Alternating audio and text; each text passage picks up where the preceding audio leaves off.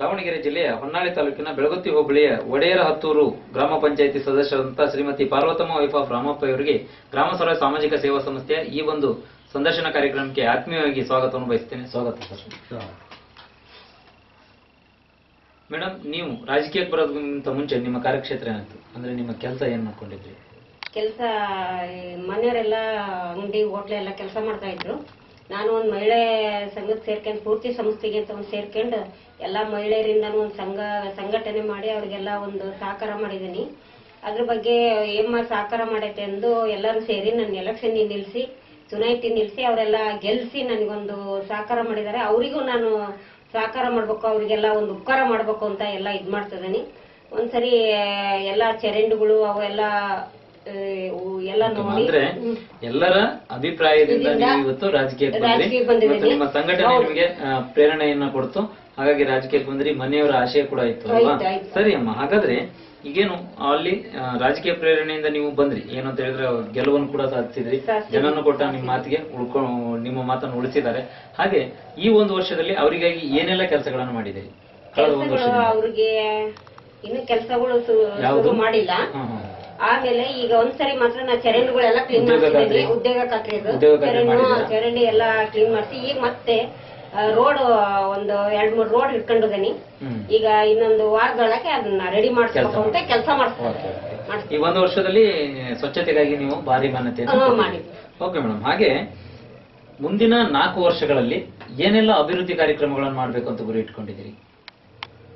ಏನು ಅಭಿವೃದ್ಧಿ ಮಾಡಬೇಕಂದ್ರೆ ಗ್ರಾಮ ಪಂಚಾಯತಿಯಲ್ಲಿ ಬರತಕ್ಕಂತ ಅನುದಾನವನ್ನ ಜನರಿಗೆ ಸಮಸ್ತವಾಗಿ ಒಂದು ಮನೆ ಆಗಲಿ, ಆಶ್ರಯ ಮನೆ ಆಗಲಿ, ನಿನ್ವೊಂದಾಗಲಿ, ಯಾವುದೇ ಒಂದಾಗಲಿ ₹1 ಲಂಚ ತಗೊಳ್ಳಂಗೆ ಅವರಿಗೆ ಸವಲತ್ತು ಮಾಡಿಕೊಡ್ಬೇಕು ಅನ್ನೋ ಒಂದು ಆಸೆ ಇದೆ ನಮಗೆ. ಸರಿ ಸರ್, ಉತ್ತಮವಾಗಿ ಎಲ್ಲ ಮೂಲಭೂತ ಸೌಕರ್ಯಗಳನ್ನ ಜನರಿಗೆ ಮುಟ್ಟಿಸೋದು ಒಂದ್ ಕಡೆ ಆಯ್ತು. ಈಗ ಏನಂದ್ರೆ ಯಾವ್ಯಾವ ಕಾಮಗಾರಿಗಳನ್ನ ನೀವು ಗುರಿಯಾಗಿ ಇಟ್ಕೊಂಡಿದ್ದೀರಿ? ಒಂದು ಉದ್ಯೋಗ ಖಾತ್ರಿ ಇರ್ಬೋದು, ನೀರಿನ ವ್ಯವಸ್ಥೆ, ಕುಡಿಯುವ ನೀರಿನ ವ್ಯವಸ್ಥೆ ಇರ್ಬೋದು, ಅಥವಾ ರಸ್ತೆ ವಾಹನಗಳು, ಯಾವ್ಯಾವನ್ನ ನೀವು ಗುರಿಯಾಗಿ ಇಟ್ಕೊಂಡಿದ್ದೀರಿ? ಗುರಿ ಅಂದ್ರೆ ನಮ್ಮಲ್ಲಿ ಕೆಲವೊಂದು ರೋಡ್ಗಳು ಭಾರಿ ಇದೆ, ರಸ್ತೆಗಳು, ಅವನ್ನ ಎಲ್ಲ ರಿಪೇರಿ ಮಾಡಿಸ್ಬೇಕು. ಆಮೇಲೆ ನೀರಿನ ಸೌಕರ್ಯ, ಇದು ಚೀಲೂರಿಂದ ಮಳೆ ನೀರಿಂದ ಇದು ಬರುತ್ತೆ, ಪೈಪ್ಲೈನ್ ಬರುತ್ತೆ. ಇಲ್ಲಿ ಶುದ್ಧ ಕುಡಿಯೋ ನೀರಿನ ಘಟಕನೂ ಮಾಡಿಸಿದ್ದೇವೆ. ಇನ್ನೂ ಹಲವಾರು ಕಾರ್ಯಕ್ರಮಗಳು ಅದಾವೆ. ಒಳ್ಳೇದು ಸರ್, ಯಾಕಂದ್ರೆ ಶುದ್ಧ ಕುಡಿಯುವ ನೀರಿನ ಘಟಕ ಈಗಾಗಲೇ ಮಾಡಿದಿರಿ. ಅಂದ್ರೆ ಮುಂದಿನ ದಿನಗಳಲ್ಲಿ ರಸ್ತೆಗಳನ್ನ, ಎಲ್ಲ ತರದ ರಸ್ತೆಗಳನ್ನ ಮತ್ತು ಚರಂಡಿಗಳನ್ನ ಬಾಕ್ಸ್ಗಳನ್ನ ಮಾಡಿಸ್ಬೇಕಂತ ಗುರಿ ಇಟ್ಕೊಂಡಿದ್ದೀರಿ. ಸರಿ, ಒಳ್ಳೆ ಗುರಿಗಳನ್ನ ಇಟ್ಕೊಂಡಿದ್ದೀರಿ ಮುಂದಿನ 4 ವರ್ಷಗಳಲ್ಲಾಗಿ. ಆದ್ರೆ ಇದಕ್ಕೆಲ್ಲ ಸರ್ಕಾರ ಕೊಡ್ತಕ್ಕಂತ ಅನುದಾನ ಎಷ್ಟು ಮಟ್ಟಿಗೆ ಸಾಕಾಗ್ತಿದೆಯಾ? ಆಗೋದಲ್ಲ. ಅವರು ಏನೇ ಸವಲತ್ತು ಮಾಡಿದ್ರು ಈ ಜನತೆ ಏನ್ ಮಾಡುತ್ತೆ ಅಂದ್ರೆ ನಮಗೆ ಅದು ಬೇಕು, ಇದು ಬೇಕು, ಅದು ಬೇಕು, ಎಲ್ಲರೂ ಬಂದು ಕೇಳೋರಾಕಾರೆ ಆ ಸರ್ಕಾರದಿಂದ ಬರುವಂತ ಒಂದು ಅನುದಾನ ಏನಿದೆಯಲ್ಲ ಅದಕ್ಕೆ ಅವ್ರಿಗೆ ಸರಿಯಾಗಿ ತಲುಪ್ತಾ ಇಲ್ಲ. ಅನುದಾನ ಅಂದ್ರೆ ನೀವು ಮಾಡ್ತಕ್ಕಂಥ ಅಭಿವೃದ್ಧಿ ಕಾರ್ಯಕ್ರಮಗಳಿಗೆ ಅನುದಾನ ಹಾಗಾದ್ರೆ ಯಾವ ಮಾದರಿಲಿ, ಯಾವ ತರದ ಅನುದಾನಗಳನ್ನ ನಿಮಗೆ ಕೊಟ್ರೆ ಸಾಕಾಗ್ಬೋದು ಅಂತೇಳಿ? ಈಗ ನೀವು ಹೇಳಿದಂಗೆ ಕೇರಳ ರಾಜ್ಯದಲ್ಲಿ ಅಷ್ಟು ಸವಲತ್ತಿದೆ ಅಂತ ಹೇಳಿದಲ್ಲ, ಅದೇ ಮಾದರಿ ನಮ್ಮ ಕರ್ನಾಟಕ ಸರ್ಕಾರ ಯಾಕೆ ಮಾಡಬಾರ್ದು? ಅಂದ್ರೆ ಕೇರಳ ಮಾದರಿ ಅಂತಂದ್ರೆ ಇನ್ನು ಉತ್ತಮವಾದ ಒಂದು ಆಡಳಿತನ ಕೊಡಬಹುದು. ಸರಿ ಸರ್, ಹಾಗೆ ಉತ್ತಮವಾಗಿ ಅನುದಾನ ಬಂದಾಗ, ಕೇರಳ ಮಾದರಿಯ ಅನುದಾನಗಳು ನಿಮ್ಗೆ ಬಂದಾಗ ಉತ್ತಮವಾಗಿ ಕೆಲಸ ಮಾಡೋದಕ್ಕೆ ಅನುಕೂಲ ಆಗುತ್ತೆ ಅಂತ ಹೇಳಿದ್ರು. ಅಮ್ಮ, ಈಗ ಏನು ಅಂತ ಹೇಳಿದ್ರೆ ಮೇಡಮ್, ಒಂದ್ ಕಡೆ ಗ್ರಾಮ ಪಂಚಾಯತಿಯಿಂದ ನಿಮ್ಗೆ ಕೊಡ್ತಕ್ಕಂತ ಗೌರವಧನದ ಬಗ್ಗೆ ನೀವೇನ್ ಹೇಳೋದಕ್ಕೆ ಇಷ್ಟಪಡ್ತೀರಿ? ಈಗ ಒಂದು ಮೀಟಿಂಗಿಗೆ ಒಂದು ತಿಂಗಳಿಗೆ ಎಷ್ಟು ಮಾಸಾಸನ ಕೊಡ್ತಾರೆ? 500. ಒಂದು ಮೀಟಿಂಗಿಗೆ ಒಂದು ತಿಂಗಳಲ್ಲಿ ಒಂದು 3-4 ಮೀಟಿಂಗ್ ಹಾಕೇವೆ ಅಂತ ಇಟ್ಕೊಳ್ರಿ. ಎಲ್ಲ ಕೆಲಸ ಕಾರ್ಯ ಬಿಟ್ಟು ಹೋಗ್ತೇವೆ, ಆದ್ರೆ ಅದು ಸಾಕಾಗದಲ್ಲ ಅಂತ ನಮ್ಮ ಅಭಿಪ್ರಾಯ. ಸರಿ, ಕನಿಷ್ಠ ಯಾವ ಮಟ್ಟದಲ್ಲಿ ನಿಮ್ಗೆ? ಕನಿಷ್ಠ ಅಂದ್ರೆ ಒಂದು 3,000 ರೂಪಾಯಿ ಅಂದ್ರೆ ಕೊಡ್ಬೇಕು. 3,000 ರೂಪಾಯಿ ತಿಂಗಳಿಗೆ ನಿಮ್ಗೆ ಏನು ಗೌರವಧನವನ್ನು ಉತ್ತಮವಾಗಿ ಕೆಲಸ ಮಾಡೋದಕ್ಕೆ ಅನುಕೂಲ ಆಗುತ್ತೆ ಸರ್. ಒಳ್ಳೇದು ಸರ್. ಹಾಗೆ ಇವತ್ತು ನೀವ್ ಹೇಳಿದ್ರಿ ಕೇರಳ ಮಾದರಿಯನ್ನ ತಂದ್ರೆ ನಮ್ಮ ಭಾರತದಲ್ಲಿ ಕರ್ನಾಟಕದಲ್ಲೂ ಯಾಕೆ ತರಬಾರ್ದು, ತಂದ್ರೆ ಉತ್ತಮವಾಗಿ ಕೆಲಸಗಳನ್ನ ನಿರ್ವಹಣೆ ಮಾಡ್ಬೋದು ಅಂತೇಳಿ. ಆದ್ರೆ ಸರ್ ಕೇರಳ ಮಾದರಿಯನ್ನ ತರೋದಕ್ಕೆ ಇವತ್ತು ನೀವು ಕೂಡ ಸದಸ್ಯರಾಗಿದ್ದೀರಿ, ಇವತ್ತು ನೀವು ಕೂಡ ನಮಗೆ ಸಂದರ್ಶನ ನೀಡ್ತಾ ಇದ್ದೀರಿ. ಆದ್ರೆ ಕೇರಳ ಮಾದರಿ ಬಂದ್ರೆ ಏನೆಲ್ಲ ಅನುಕೂಲತೆಗಳಾಗ್ಬೋದು?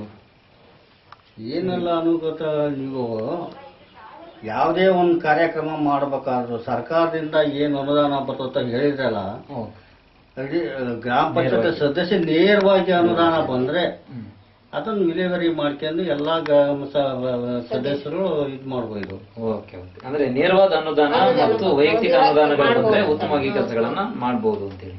ಸರಿ, ಒಳ್ಳೇದು ಸರ್. ಹಾಗಾದ್ರೆ ನಮ್ಮ ಸಂಸ್ಥೆ ಬಗ್ಗೆ ನಿಮ್ಗೆ ಕೇಳ್ತೀನಿ. ಅಂದ್ರೆ ಗ್ರಾಮ ಸ್ವರಾಜ್ ಸಾಮಾಜಿಕ ಸೇವಾ ಸಂಸ್ಥೆ ಈ ಒಂದು ಸ್ಥಳೀಯ ಸಮಸ್ಯೆಗಳನ್ನು ಗುರುತಿಸತಕ್ಕಂತ ಪ್ರತಿಯೊಬ್ಬ ಗ್ರಾಮ ಪಂಚಾಯಿತಿ ಸದಸ್ಯರ ಮನೆಗೆ ತೆರಳಿ ಅವರ ಒಂದು ನೇರ ವಿಡಿಯೋ ಸಂದರ್ಶನವನ್ನು ಮಾಡಿ ಅದನ್ನ ವೆಬ್ಸೈಟ್ ಮೂಲಕ ಅಂದ್ರೆ ಇಂಟರ್ನೆಟ್ ಮೂಲಕ ಇಡೀ ಕರ್ನಾಟಕ ಮತ್ತು ಭಾರತ ದೇಶಕ್ಕೆ ತೋರಿಸ್ತಾ ಇದೆ. ಇದರಿಂದ ನಿಮಗೆ ಯಾವ ರೀತಿಯ ಒಳ್ಳೇದಾಗ್ಬೋದು ಅಥವಾ ಉಪಯೋಗ ಏನಾಗ್ಬೋದು ಸರ್? ಇದರಲ್ಲಿ 100% ಉತ್ತಮ ಆಗುತ್ತೆ ಅಂತ ನಮ್ಮ ಅಭಿಪ್ರಾಯ ಸರ್. ಯಾಕೆ ಅಂದ್ರೆ ನೀವು ಸಂದರ್ಶನ, ನೀವು ಒಂದು ಸಂಸ್ಥೆ ಕಟ್ಟಿ ಅದನ್ನು ಬೆಳೆಸಿ ಜನಕ್ಕೊಂದು ಉಪಕಾರ ಮಾಡಬೇಕು ಅಂತಲೇ ನೀವು ಬಂದಿರೋದು. ಅದರಿಂದ ಗ್ರಾಮ ಪಂಚಾಯತಿ ಸದಸ್ಯರಿಗಾಗ್ಲಿ ಸರ್ಕಾರಕ್ಕೆ ಒಂದು ಬಿಸಿ ಮುಟ್ಟಿಸೋದಾಗ್ಲಿ ಒಳ್ಳೇದಾಗುತ್ತೆ ಅನ್ನೋ ಒಂದು ಅಭಿಪ್ರಾಯ ನಮಗೆ ಬರುತ್ತೆ. ಓಕೆ ಸರ್, ನಿಮ್ಮೆಲ್ಲರ ಸಲಹೆ ಸಹಕಾರ ಇದ್ರೆ ಖಂಡಿತ ಕೂಡ ನಾವು ಸರ್ಕಾರವನ್ನು ತಟ್ಟಿ ಎಬ್ಬಿಸುವಂತ ಕೆಲಸವನ್ನು ನಮ್ಮ ಸಂಸ್ಥೆ ಮಾಡುತ್ತೆ. ಹಾಗೆ ನಿಮ್ಮ ಹಿರಿಯರಾದಂಥ ನಿಮ್ಮಗಳಿಂದ ನಮ್ಮ ಸಂಸ್ಥೆಯ ಕಾರ್ಯವೈಖರಿ ಬಗ್ಗೆ ನಿಮ್ಮ ಮನದಾಳದ ಮಾತು ನೀವೇನು ಹೇಳೋದಕ್ಕೆ ಇಷ್ಟಪಡ್ತೀರಿ ನಮ್ಮ ಸಂಸ್ಥೆಗೆ? ಸಂಸ್ಥೆಗೆ ಅಂದ್ರೆ ಇಂಥ ಕಾರ್ಯಕ್ರಮ ಹಮ್ಮಿಕೊಂಡು ನೀವು ಮಾಡ್ತಾ ಇರೋದು ಭಾಳ ಒಂದು ದೊಡ್ಡ ಹೆಮ್ಮೆಯ ವಿಷಯ ಅಂತ ತುಂಬಾ ಸಂತೋಷ, ತುಂಬಾ ಸಂತೋಷವಾಯ್ತು. ಇದನ್ನೆಲ್ಲ ಹೆಮ್ಮೆಯಿಂದ ನಮಿಗೂ ಒಂದ್ ಸ್ವಲ್ಪ ಅಭಿಪ್ರಾಯನೂ ಆಯ್ತು, ತಿಳಿಸ್ಕೊಂಡದ್ದು. ಇನ್ ಮುಂದೆ ನಾವು ತಿಳ್ಕೊಂಡು ಇದನ್ನ ಮುಂದುವರಿಸಿ ಜೈ ಮಾಡೋಣ. ಹಾಗಾದ್ರೆ ನಮ್ಮ ಎಲ್ಲ ಸಂಸ್ಥೆ ನಡೆಸುವಂತ ಜಿಲ್ಲಾ ಮಟ್ಟದ ಸಮಾವೇಶ ಇರ್ಬೋದು, ರಾಜ್ಯ ಮಟ್ಟದ ಸಮಾವೇಶ ಇರ್ಬೋದು, ನೀವು ಖಂಡಿತ ಎಲ್ಲರೂ ಬಂದು ನಮ್ಗೆ ಸಹಕಾರ ಮಾಹಿತಿಯನ್ನು ಕೊಡ್ತೀವಿ, ಎಲ್ಲೇ ಇದ್ರು ಕಾರ್ಯಕ್ರಮ. ಓಕೆ, ಇದುವರೆಗೂ 10 ನಿಮಿಷಗಳ ಕಾಲಾವಕಾಶ ನಮ್ಮೊಂದಿಗೆ ಈ ಒಂದು ವಿಡಿಯೋ ಸಂದರ್ಶನದಲ್ಲಿ ಭಾಗವಹಿಸಿ ಉತ್ತಮವಾದ ಮಾಹಿತಿಗಳನ್ನು ನೀಡಿದ್ದೀರಿ. ಹಾಗಾಗಿ ನಮ್ಮ ಸಂಸ್ಥೆಯ ಪರವಾಗಿ ಮತ್ತು ನಮ್ಮ ಸಿಬ್ಬಂದಿಯ ಪರವಾಗಿ ನಿಮಗೆ ತುಂಬ ಹೃದಯದ ಅಭಿನಂದನೆಗಳು. ಹಾಗೆ ಇವತ್ತು ಗ್ರಾಮ ಸ್ವರಾಜ್ ಸಾಮಾಜಿಕ ಸೇವಾ ಸಂಸ್ಥೆ ನಡೆಸುವಂತಹ ಮನೆ ಬಾಗಿಲಲ್ಲಿ ಅಭಿನಂದನಾ ಕಾರ್ಯಕ್ರಮ. ಯಾಕಂದ್ರೆ ಗ್ರಾಮ ಪಂಚಾಯತಿ ಸದಸ್ಯರನ್ನ ಬೇರೆ ಎಲ್ಲೋ ಕರೆದು ಅಭಿನಂದಿಸೋದು ಕೂಡ ಕಾರ್ಯಕ್ರಮಗಳಿಲ್ಲ. ಇವತ್ತು ನಮ್ಮ ಗ್ರಾಮ ಸ್ವರಾಜ್ ಸಾಮಾಜಿಕ ಸೇವಾ ಸಂಸ್ಥೆ ನಿಮ್ಮ ಮನೆ ಬಾಗಿಲಿಗೆ ಬಂದು ನಿಮ್ಮನ್ನು ಅಭಿನಂದಿಸ್ತಾ ಇದೆ. ಈ ಬಾರಿಯ ಚುನಾವಣೆಯಲ್ಲಿ ಹೇಗೆ ಜಯಗಳಿಸಿದ್ರಿ, ಮುಂದಿನ ದಿನಗಳಲ್ಲೂ ಕೂಡ ಮುಂದಿನ ಬಾರಿ ನೀವು ಪ್ರತಿ ಬಾರಿಯೂ ಜಯ ನಿಮ್ದಾಗಿರ್ಲಿ, ನಿಮ್ಮ ಹೆಚ್ಚಿನ ಸೇವೆ ಇನ್ನೂ ಸಮಾಜಕ್ಕೆ ಮುಟ್ಲಿ ಅಂತ ಹೇಳುತ್ತಾ ದಯವಿಟ್ಟು ಈ ಅಭಿನಂದನಾ ಪತ್ರವನ್ನು ಮೇಡಮ್ ನೀವು ಸ್ವೀಕರಿಸಿ.